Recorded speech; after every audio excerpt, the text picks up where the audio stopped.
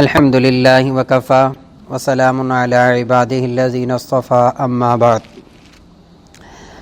اعوذ باللہ من الشیطان الرجیم بسم اللہ الرحمن الرحیم امن هو قانت آناء اللیل ساجدا وقائما یحذر الآخرة ویرجو رحمت ربہ قل هل يستوي الذین یعلمون والذین لا یعلمون انما یتذکر اولو الالباب صدق اللہ العظیم۔ محترم سامعین کرام، السلام علیکم ورحمۃ اللہ وبرکاتہ۔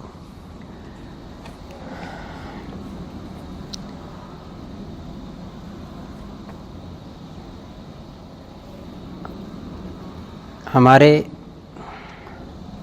ملک میں بھی اور پوری دنیا میں ابھی تک کرونا وائرس کی وجہ سے احتیاطی تدابیر اختیار کی جا رہی ہیں۔ اللہ رب العزت سے دعا ہے اللہ رب العزت اس مصیبت میں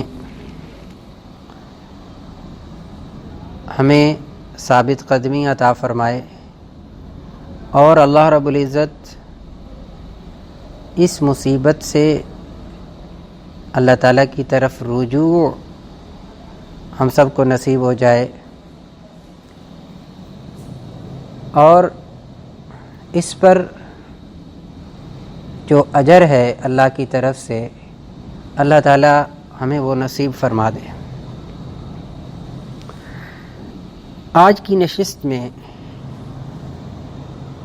یہ بات کرنا مقصود ہے کہ اللہ رب العزت نے اس کائنات کو وجود بخشا، انسان کو پیدا فرمایا، پھر حضرت آدم علیہ السلام سے لے کر محمد الرسول اللہ صلی اللہ علیہ وسلم تک انبیاء علیہ السلام بھیج کر اس بات کو واضح فرما دیا کہ دیکھو اس دنیا کے اندر رہتے ہوئے انسان کا یہ امتحان ہے کہ اللہ رب العزت کی مخالف، انسان کی دشمن، اللہ کی دشمن طاقتیں بھی موجود ہیں، لیکن انبیاء علیہ السلام کا جو مقصد تھا وہ یہ تھا کہ پوری انسانیت اللہ کی مانے اور جو پیغام وہ اللہ کا لے کر آئے ہیں ان پیغام کی پیروی کی جائے، اتباع کی جائے۔ لہذا دو چیزیں سامنے آتی ہیں کہ جو اللہ کو مانتے تھے، اللہ کی مانتے تھے، اور جو انبیاء علیہ السلام آئے ان کی اتباع کرتے تھے، اور ہم بحیثیت امت محمدیہ صلی اللہ علیہ وسلم کی ہم نے اتباع کرنی ہے محمد الرسول اللہ صلی اللہ علیہ وسلم کی، تو جو یہ کریں گے وہ مؤمن کہلائیں گے اور جو اس کا انکار کریں گے وہ کافر کہلائیں گے۔ لہٰذا قرآن و حدیث سے ہمیں یہ بات اچھی طرح واضح سمجھ میں آتی ہے کہ مومن اور کافر ان دونوں کے اندر انسان ہونے کے اعتبار سے تو آپ کو کوئی تبدیلی نظر نہیں آئے گی کہ جیسے انسان دو ٹانگوں پہ چلتا ہے، منہ سے بولتا ہے، آنکھوں سے دیکھتا ہے، کانوں سے سنتا ہے، ہاتھوں سے پکڑتا ہے، تو کافر بھی اسی طرح ہی دماغی صلاحیتیں ہیں۔ لیکن مومن کی سوچ اور کافر کی سوچ میں بہت فرق ہے۔ مومن بھی سوچتا ہے، ایک کافر بھی سوچتا ہے۔ میں نے خطبے کے اندر سورہ زمر کی آیت نمبر 9 تلاوت کی۔ اللہ فرماتے ہیں امن ہوا قانت آناء اللیل ساجدا وقائما یحذر الآخرة ویرجو رحمت ربی۔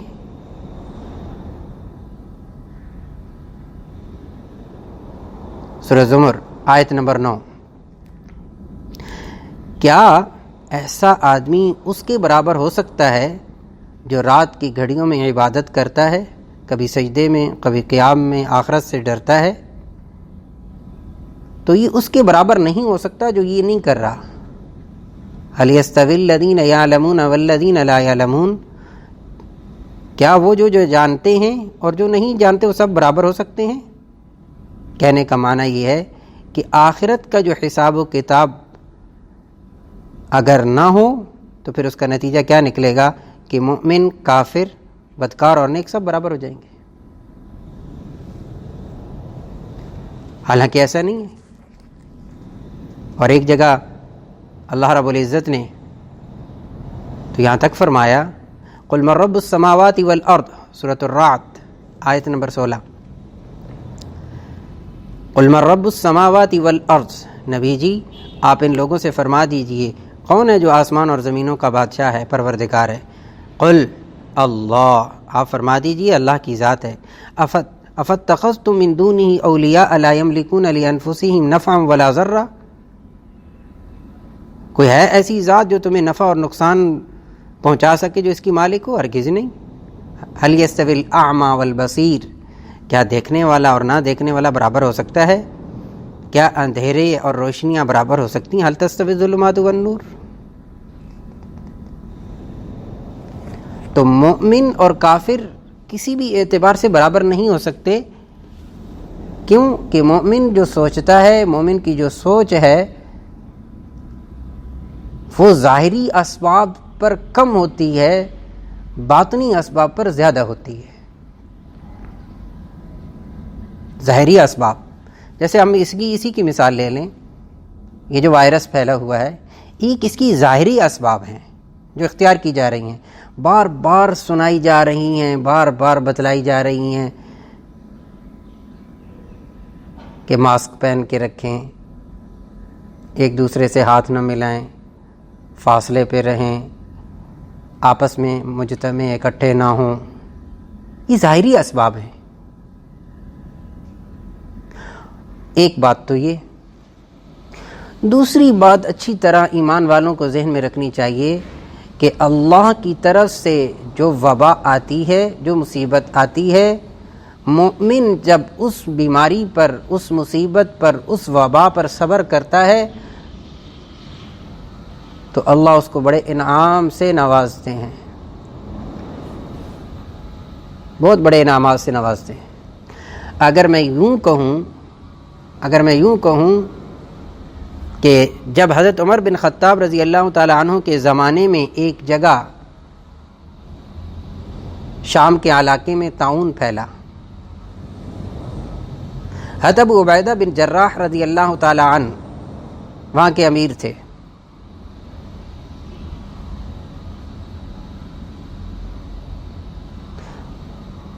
اس وبائی دور میں جب اموات کی وہاں کثرت ہوئی، بہت زیادہ لوگ مرنے لگے، تو معلوم ہونا چاہیے کہ حضرت ابو عبیدہ بن جراح رضی اللہ تعالیٰ عنہ نے کیا دعا کی تھی۔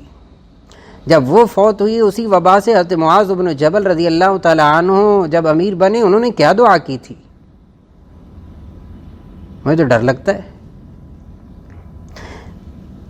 اور یہ میں ان ہستیوں کی بات کر رہا ہوں جن ہستیوں کے بارے میں اللہ رب العزت پہلے پارے میں ارشاد فرما رہے ہیں، آمینو کما آمن الناس، ایمان لاؤ ایسا جیسے یہ لوگ ایمان لائے صحابہ۔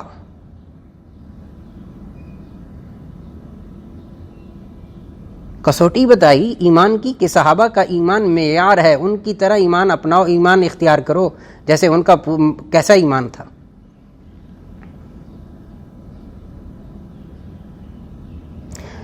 مومن کی سوچ ظاہری اسباب پر جتنی ہے، اس سے کئی گنا بڑھ کر باطنی اسباب پہ ہونی چاہیے۔ میں ایک چھوٹا سا قصہ سناتا ہوں آپ کو، چھوٹا سا واقعہ، اگرچہ اس کو بھی پتہ نہیں کس انداز سے لیا جاتا ہے، اس واقعے کو بھی۔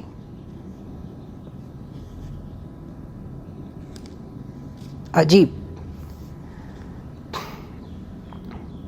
یعنی ہمارے اوپر مادہ پرستی، ظاہری اسباب، ظاہری چیزیں جو ایک کافر اختیار کرتا ہے، ہم وہی اختیار کر کے ان پر مکمل بھروسہ کر رہے ہیں بے اعتبار مسلمان ہونے کے،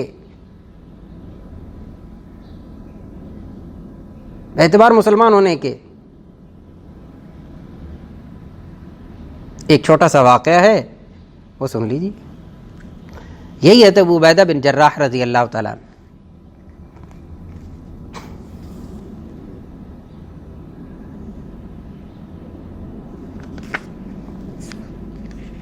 یہ ایک لشکر کے امیر ہیں اور کئی علاقوں کو فتح کیا، بطور سپہ سالار کے شام کے علاقے میں ہیں گے۔ روم کے ساتھ ان کا مقابلہ تھا۔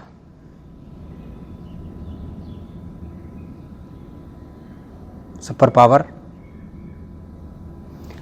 بہت سے قلعے فتح کیے، بہت سی جگہیں فتح کی، ایک قلعہ فتح نہیں ہو رہا تھا، بڑی کوشش کی، سارے اسباب وہ اختیار کیے۔ ابو عبیدہ بن جراح رضی اللہ تعالیٰ عنہ نے وہ اسباب جو پہلے جتنے فتح کر چکے تھے قلعے، وہی اسباب اس پر بھی پورے اختیار کیے۔ لشکر وہی ہے، لوگ وہی ہیں، تدبیریں وہی اختیار کیں، داؤ وہی اختیار کیے، سب کچھ آزما لیا، قلعہ فتح نہیں ہوا۔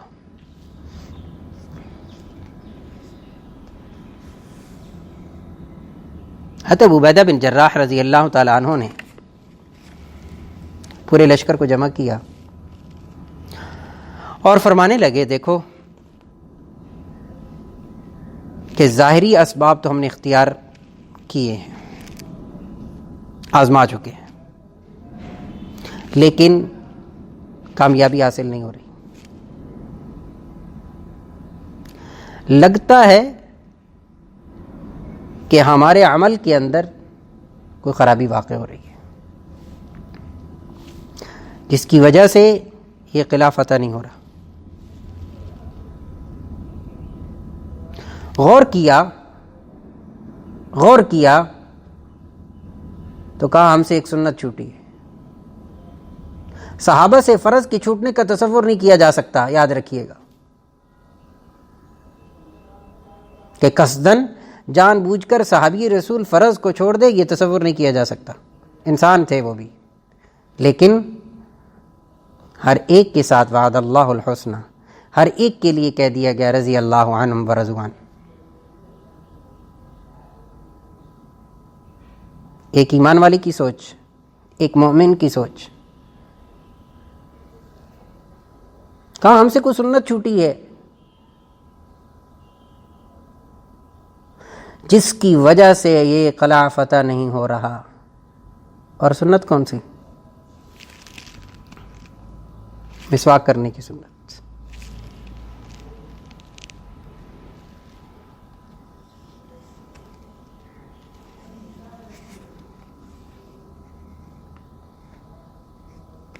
تو کیا کیا؟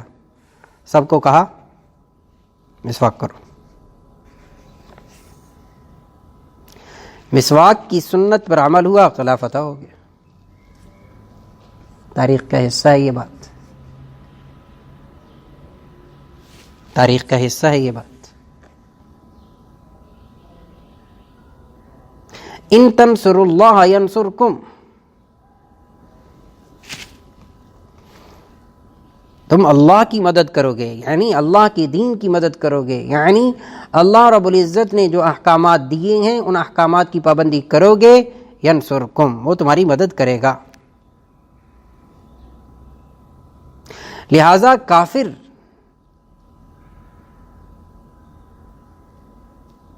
علامہ مرحوم نے بھی فرمایا، کافر کی پہچان ہے کہ وہ آفاق میں گم ہے۔ یہ کافر کی پہچان ہے کہ وہ کائنات کی چیزوں کے اندر گم ہے، کائنات بنانے والے سے اس کا کوئی تعلق نہیں رہتا۔ بہت بڑا المیہ ہے یہ۔ ظاہری اسباب پر اتنا بھروسہ کر لینا،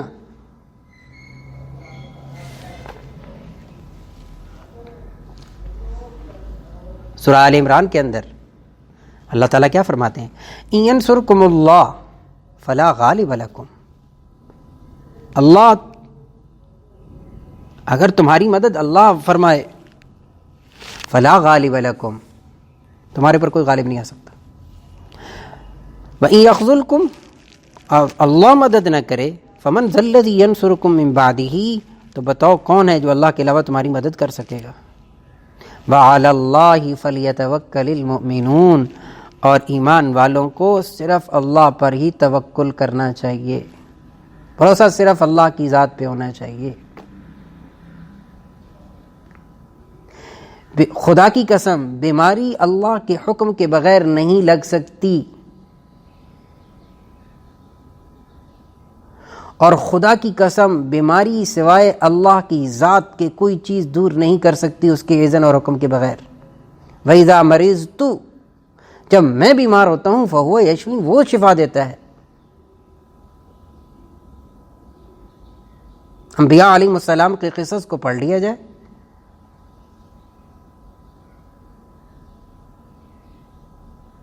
حضرت یونس علیہ السلام، فنادى في الظلمات ان لا الہ الا انت سبحانک انی کنت من الظالمین۔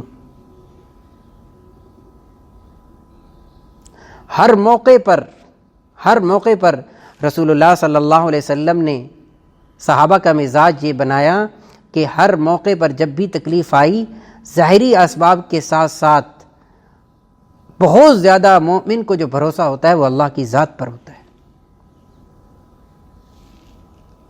اللہ لا الہ الا ہو، سورۃ تغابن، وعلی اللہ فلیتوکل المؤمنون، اللہ کے علاوہ کوئی الہ نہیں ہے، مومن ایمان والوں کو چاہیے صرف اللہ کی ذات پہ بھروسہ رکھے۔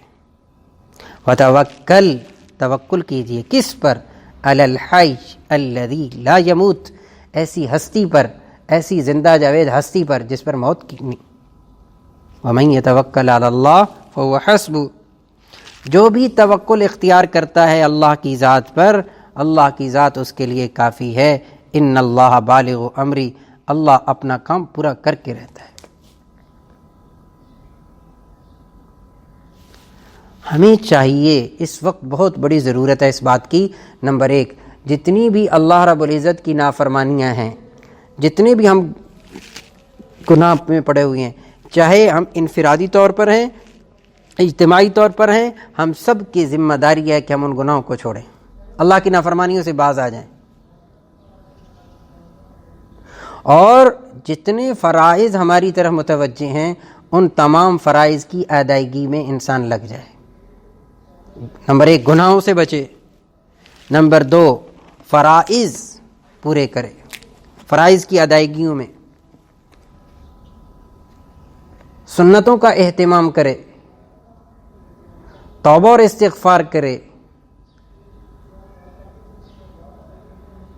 جسے کہتے ہیں نا رجوع الی اللہ، یعنی اتنی بڑی مصیبت کے آ جانے کے بعد بھی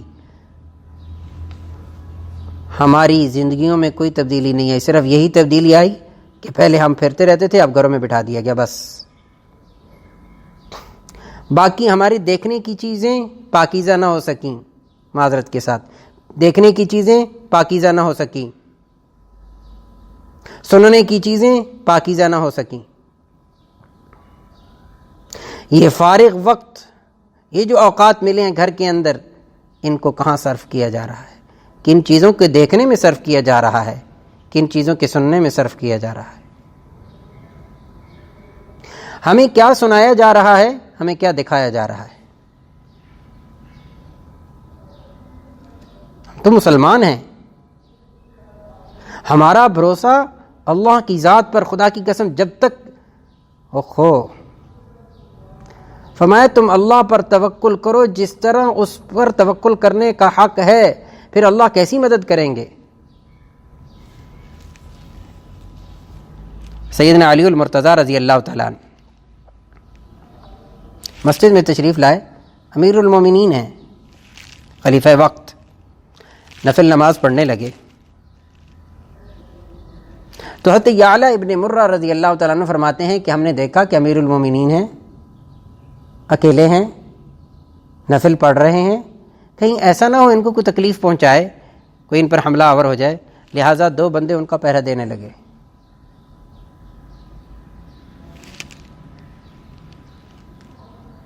جب حضرت علی رضی اللہ تعالیٰ عنہ نماز سے فارغ ہوئی ہے تو حضرت یعلا فرماتے ہیں کہ حضرت علی رضی اللہ تعالیٰ عنہ ہمارے پاس تشریف لائے اور فرمانے لگے، کیوں بیٹھے ہو یہاں؟ کہیے ہم تو اس لیے بیٹھے ہیں کہ آپ کے لیے پہرا دے رہے ہیں تاکہ آپ کو کوئی تکلیف نہ پہنچائے۔ سیدنا علی المرتضیٰ رضی اللہ تعالیٰ عنہ فرمانے لگے کہ اچھا یہ بتاؤ کہ آسمان والوں سے پہرا دے رہے ہو یا زمین والوں سے پہرا دے رہے ہو؟ بھائی زمین، کہ زمین پر کوئی ایسی چیز تمہارے اوپر مسلط نہ ہو جائے جس سے آپ کو تکلیف پہنچے، آسمان والی سے تو ہم نہیں لڑ سکتے۔ سیدنا علی رضی اللہ تعالیٰ عنہ فرمانے لگے زمین پر اس وقت تک کوئی چیز ہو نہیں سکتی جب تک آسمان میں اس کے ہونے کا فیصلہ نہ ہو جائے۔ اور آگے فرمایا ہر انسان پر اللہ نے 2 فرشتے مقرر کر رکھے ہیں جو ہر بلا کو اس سے دور کرتے رہتے ہیں، اس کی حفاظت کرتے رہتے ہیں، یہاں تک کہ جب اس کی موت کا وقت آ جاتا ہے تو یہ دونوں فرشتے اس سے ہٹ جاتے ہیں اور اس پر موت واقع ہو جاتی ہے۔ اور فرمایا کہ اللہ کی طرف سے میری حفاظت کا بڑا مضبوط انتظام ہے، جب میری موت کا وقت آ جائے گا تو انتظام مجھ سے ہٹ جائے گا۔ اور آخر میں فرمایا سیدنا علی المرتضیٰ رضی اللہ تعالیٰ عنہ نے آدمی کو، انسان کو ایمان کی حلاوت اس وقت تک نہیں مل سکتی جب تک اس کو یہ یقین نہ ہو جائے کہ جو کچھ اچھا یا برا اسے پہنچا ہے وہ اس سے بچنے والا نہیں تھا، یعنی اسے پہنچ کر رہنا تھا جب اللہ نے فیصلہ کر لیا۔ لہذا ظاہری اسباب بہت اختیار کر لیے ہم، اب امت مسلمہ کو تھوڑا سا غور کرنا چاہیے کہ ہم نے باطنی اسباب کتنے اختیار کر لیے۔ کیوں؟ اس لیے کہ ایمان والے کی سوچ میں فرق ہے، کافر کی سوچ میں فرق ہے۔ میں تو یہاں تک عرض کروں گا، جامع ترمذی جلد 2 کے اندر روایت ہے کہ رسول اللہ صلی اللہ علیہ وسلم نے یہاں تک ارشاد فرما دیا، مومن اور کافر کی مثال یہاں تک دے دی کہ الکافر یأکل فی 7 امعاء والمؤمن یأکل فی معا واحد او کما قال علیہ الصلوۃ والسلام۔ مایا کہ کافر اور مومن تو یہاں تک ہے، آپ ایک تو ہے باطنی، ایک ظاہری، کہ کافر 7 آنتوں میں کھاتا ہے، مومن 1 آنت میں کھاتا ہے۔ اور خوبصورت اس کی تشریح لکھی ہمارے محدثین نے، فرمایا کہ مسلمان کے کھانے کا انداز، طریقہ اور ہوتا ہے۔ فرمایا آپ صلی اللہ علیہ وسلم نے سنت ہے کیا کیا جائے، کھانے سے پہلے ہاتھ دھوئے جائیں اور پھر اس کے بعد بسم اللہ الرحمن الرحیم پڑھ کر کھانے کو شروع کیا جائے۔ یہ مسلمان کا طریقہ ہے، اس کے اندر برکت بھی ہوگی۔ ایک صحابی کہنے لگے یا رسول اللہ ہم کھاتے ہیں پیٹ نہیں بھرتا، آپ نے فرمایا 2 کام نہیں کرتے، ایک الگ الگ کھاتے ہو اور ایک بسم اللہ نہیں پڑھتے۔ بسم اللہ پڑھو، اکٹھے مل کے کھاؤ، اللہ اس میں برکت دے گا۔ چنانچہ یہ ہوا نبی علیہ السلام کے زمانے میں۔ جامع ترمذی اسی کی روایت ہے جلد ثانی کی، اسی کے بعد ہے کہ آپ صلی اللہ علیہ وسلم کی خدمت میں ایک کافر مہمان ٹھہرا تو آپ نے اس کو ایک بکری کا دودھ دھوا، اس کو پلایا، پھر دوسری کا، پھر تیسری کا، پھر چوتھی کا، پھر 5ویں کا، پھر 6ٹھی کا، 7 بکریوں کا دودھ پیا اس نے ایک ہی مجلس میں، ایک ہی وقت میں، پیتا چلا گیا۔ آج بھی کثرت ہے ان کے ہاں چیزوں کی، کفار کے ہاں۔ برکت کثرت میں نہیں رکھی اللہ نے، زیادہ چیزوں میں برکتیں نہیں ہیں۔ تو نبی علیہ السلام کے سامنے کافر تھا، اس نے کیا کیا، دودھ پینا شروع کیا، 7 بکریوں کا دودھ پی گیا، پھر وہیں اسی مجلس میں ایمان لایا۔ ایمان لانے کے بعد پھر رسول اللہ صلی اللہ علیہ وسلم نے اس کو دودھ اس کے سامنے پیش کیا ایک بکری کا، تو بعض ایک روایت میں ہے کہ دوسری بکری کا دودھ منگوایا، اس میں سے تھوڑا سا پیا، اور ایک روایت میں ہے کہ اسی ایک بکری میں سائر ہو گیا دودھ سے۔ اس لیے اللہ رب العزت نے ایمان والے کی سوچ یہ بنائی ہے کہ یہ وہ ہر آن ہر گھڑی متوجہ ہوتا ہے کس کی طرف؟ اللہ کی ذات کی طرف، اور اسے یہ پتہ ہوتا ہے کہ یہ بیماری، یہ جتنی چیزیں آئی ہیں، یہ ساری کی ساری سوائے اللہ کی ذات کے کوئی بھی اس سے دور نہیں کر سکتا۔ لہٰذا بحیثیت مسلمان کے اب ہم سب کو چاہیے کہ ہم اپنے اندر وہ خصلتیں پیدا کریں، وہ عادتیں پیدا کریں جو ایک مسلمان کی شایع نشان ہوتی ہیں۔ انسان کے اندر بردباری، درگزر، شفقت، شرم و حیا، تواضع، سخاوت، بیماریوں پر صبر کرنا، موت آ جائے موت پر صبر کرنا، اپنے اندر شکر پیدا کرنا، بہادری ہے، اللہ رب العزت پر توکل ہے، اللہ کا خوف ہے، اللہ کا ڈر ہے، اور جتنی برائیاں ہیں، جتنی غلط چیزیں ہیں، اخلاق، برے اخلاق جسے کہتے ہیں، حرص ہے، لمبی امیدیں ہیں، لالچ ہے، حسد ہے، بغض ہے، طمع ہے، ان ساری چیزوں کو انسان نکالے اور اپنے اندر وہ اخلاق حسنہ، اچھے اخلاق پیدا کرے جو ایک مسلمان کی شایع نشان ہے، اور یہ مسلمان بحیثیت مسلمان ہونے کے ہر لمحے کے اندر دیکھے اللہ کی ذات کو، دیکھے اللہ کے حکم کو۔ سب سے پہلے بنیادی طور پر ہمیں وہ تدابیر اختیار کرنی چاہیے جن کا اللہ رب العزت نے ہمیں حکم دیا ہے، اور وہ آسان ہے۔ انسان گناہوں سے بچے، توبہ استغفار کرے، ہر وقت اللہ کی طرف رجوع رکھے، دعاؤں کا اہتمام کرے، درود شریف کا اہتمام کرے، استغفار کا اہتمام کرے، اور جو دعائیں رسول اللہ صلی اللہ علیہ وسلم سے منقول ہیں ان تمام دعاؤں کو اپنا حرز جان بنائے۔ اللہ رب العزت سے دعا ہے اللہ تعالی ہم سب کو ان باتوں پر عمل کی توفیق نصیب فرمائے۔ وآخر دعوانا الحمدللہ رب العالمین۔